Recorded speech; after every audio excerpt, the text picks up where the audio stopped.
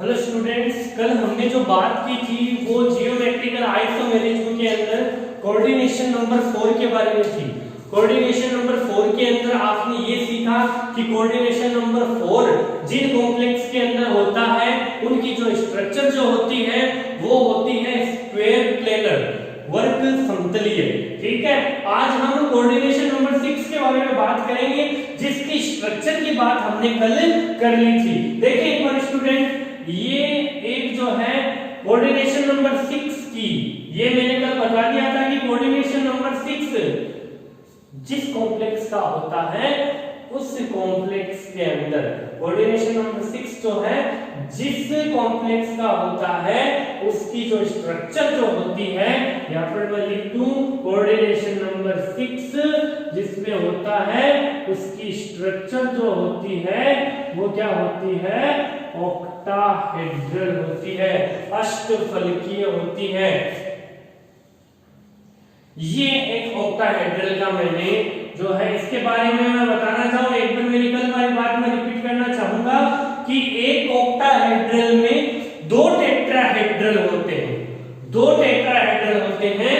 जैसे एक तो आपने कल ये बताया था एक, और एक आपने कल ये बताया था, ये एक और ये दो, एक और ये दो, ये हो गया एक तो ऑक्टाहेड्रल। और एक अगर पूछना चाहे आपसे तो स्टूडेंट्स हमने ये बताया था कि ये भी ऑक्टाहेड्रल है एक, इसके अंदर ये जो है एक टेट्राहेड्रल और ये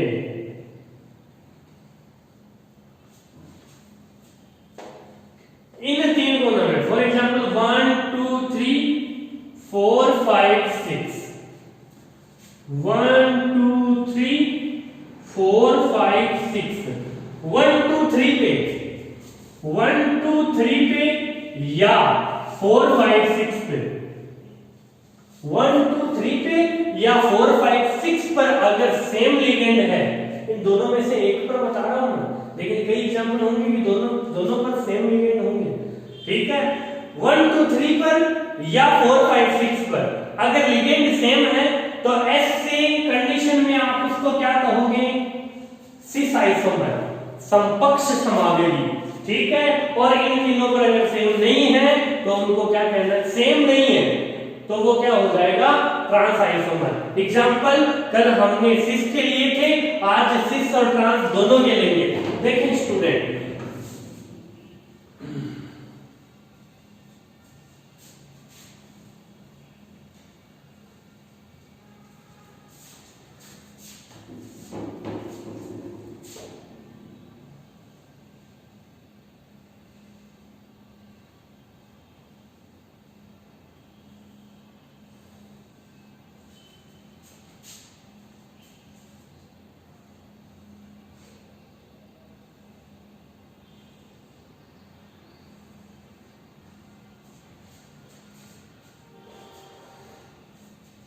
एग्जाम्पल आपके पास ये है,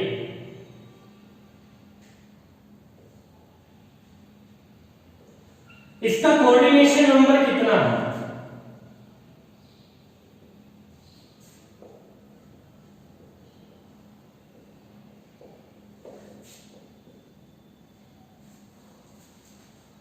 इसका कोऑर्डिनेशन नंबर कितना है। देखिए एक बार NH3 जो होता है वो मोनोडेट होता है, तो इसमें जो डोनेट एटम होगा वो 1 है, NH3 4 होते हैं तो यहाँ पर 4, Cl है वो मोनोडेट है तो 1 donate atom into 2 is equal to 6।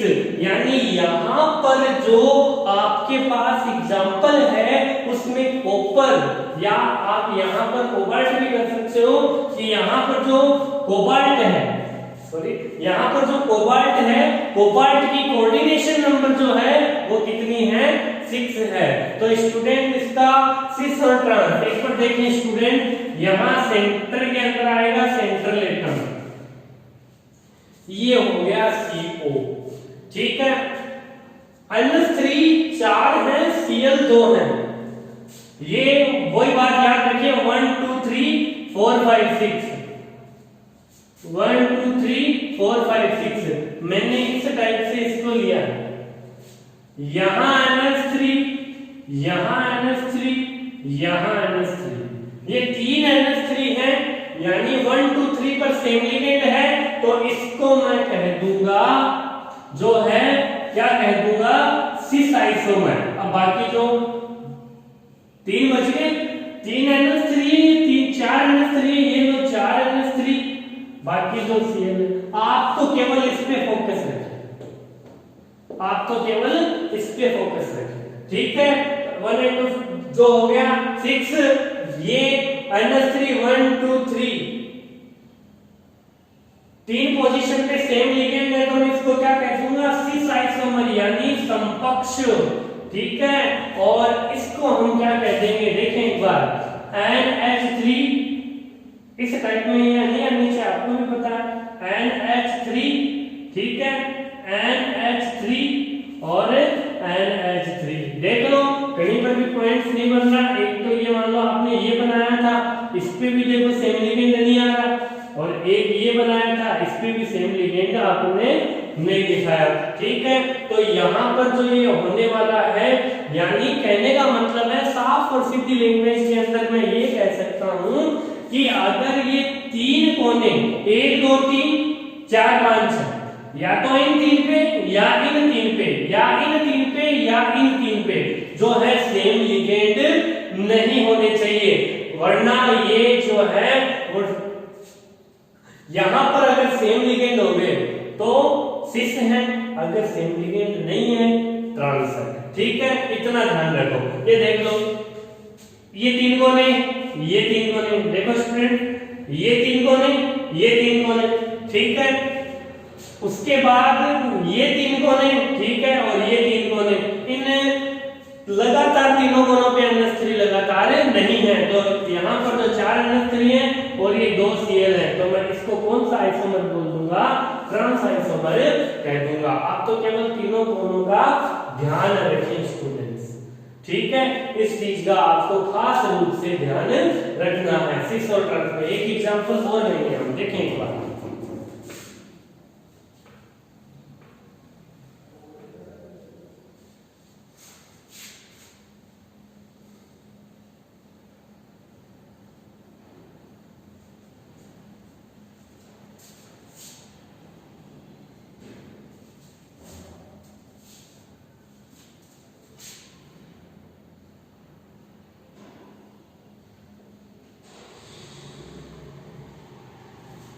CONH3 का ऑथराइज और Cl3, देखें एक बार इसके अंदर देखें, या यहाँ पर H2O कर दो, कोई दिक्कत नहीं, अगर आपको सेम एग्जांपल लग रहा है। यहाँ ध्यान दीजिए,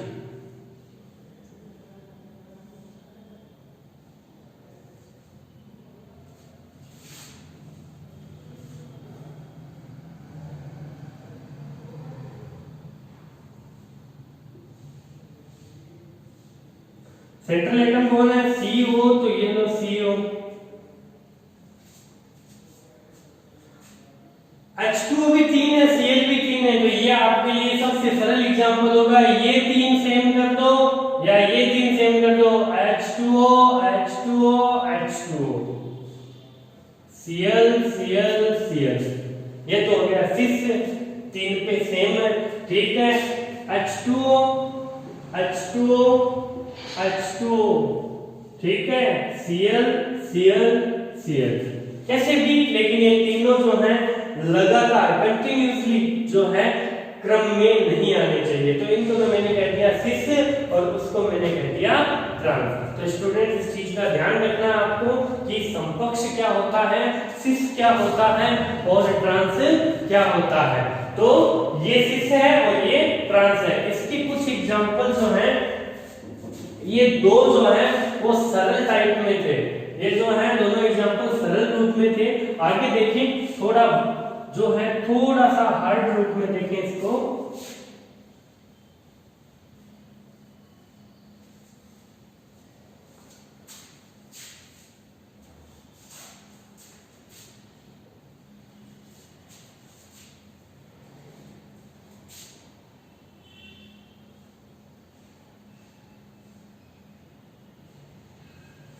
एक एग्जांपल ये है, कोऑर्डिनेशन नंबर कितने हैं, कोऑर्डिनेशन नंबर है En जो है डाइडेंट है, तो इसमें डोनेटेड टर्म 2 होंगे, इनटू बाहर जो है वो 2 लगे हैं, प्लस Cl एक मोनोडेंट है, इनटू 2 इज इक्वल टू 6, यानी कोऑर्डिनेशन नंबर जो है वो 6 है।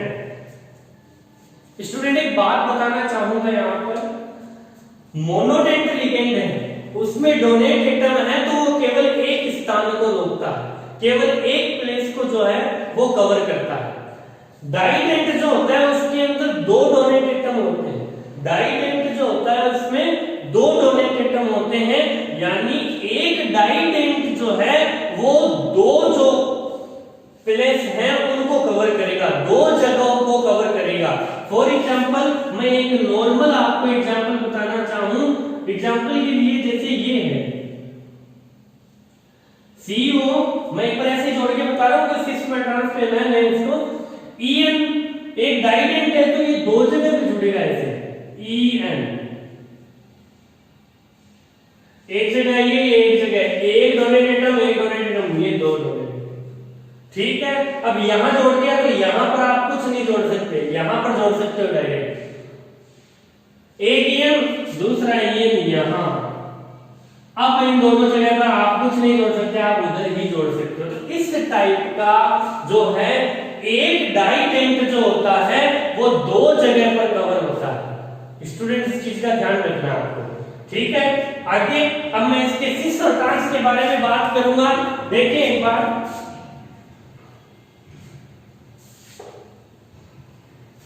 यही एग्जांपल वापस लेते हैं, CON का होल ट्वाइस Cl2, CON का होल ट्वाइस Cl2,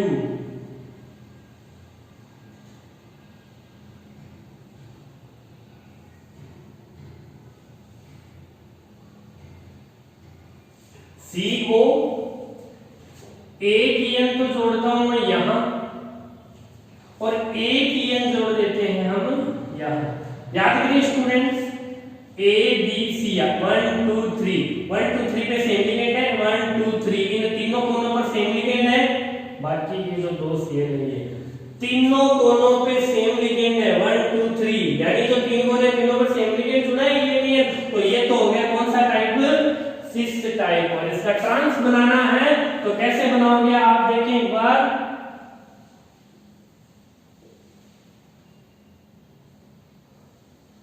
ये एक इधर और एक इधर, ये लीजिए, इसका इससे कोई रिलेशन नहीं है। तो स्टूडेंट्स ये तो हो गया ट्रांस, ठीक है, और ये हो गया सिस, यानी ये तो हो गया समपक्ष और ये हो गया आपका विपक्ष। तो समपक्ष और विपक्ष के अंदर आप जो है इस टाइप की बातें जो है ध्यान रखें। ये तीन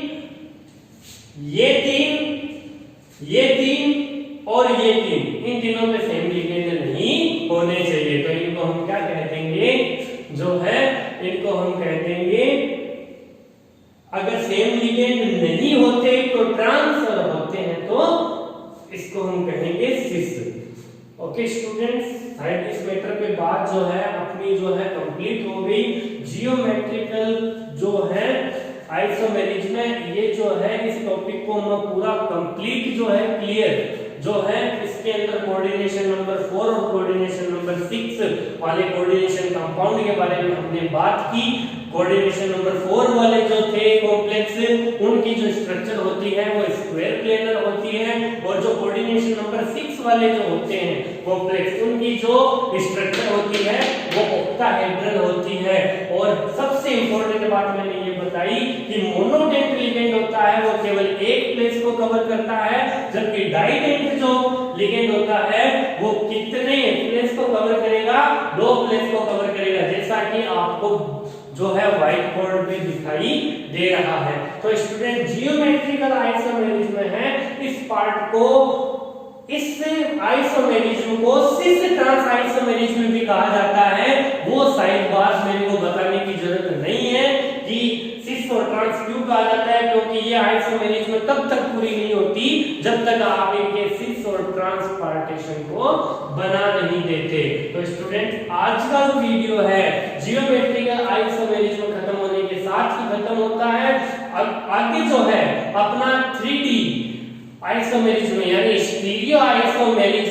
पार्ट नंबर सेकंड जिसे ऑप्टिकल आइसोमेरिज्म कहते हो उस पे ही चलेगा। तो स्टूडेंट ध्यान रखें, घर पे रहें, सुरक्षित रहें। इस टॉपिक पे जो भी डाउट हो वो कमेंट बॉक्स में या कॉन्टेक्ट नंबर में आप पूछ सकते हैं। Thank you student.